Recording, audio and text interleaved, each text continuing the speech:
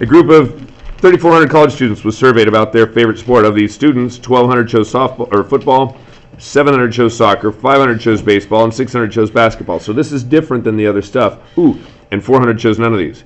Okay. What is the probability that a student's choice was either soccer or baseball? Now that word "or" means add. Okay. Now, the key thing to understand here is that we're looking at all the soccer enthusiasts and baseball enthusiasts, but we're still talking about out of a total of 3,400 college students.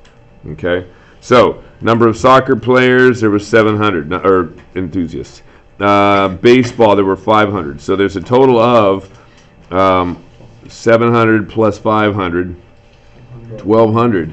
But we're still saying the probability that the student's choice with either one of these, it's still out of the 3,400. Now the nice thing about this is cancel some zeros, and you're simply reducing 12 out of 34. 2 is the only thing that goes into all of those. 2 goes into 12 6 times. 2 goes into 34 17 times. I'll let you figure out the rest from there. Okay. Also, if we look at, maybe we jump to the next one, which is slightly different. The chance of a tornado hitting Springfield next summer is 90%. Chance of a tornado hitting Shelbyville is 70%.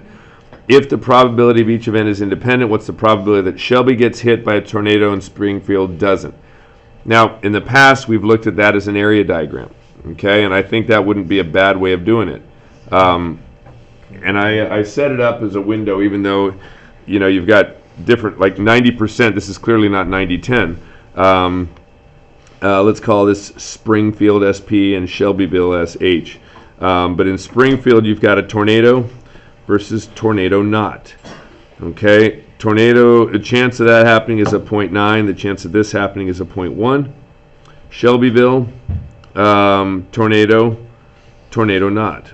Okay, chance of that happening is a 0.7 versus a 0.3. Now it's really specific here. We've seen questions in the past where the chance only happens in one of the locations. Well, this is pretty specific. Shelbyville gets hit and Springfield does not. Okay, so Shelbyville, there is a tornado, but we know that Springfield does not. So we're really just looking at that zone right there. This is an opportunity to make a mistake without thinking again. But 0.7 times 0.1 is not 0.7. That's the ticket. So 0.07, which translates to 7%. You can go either way with that.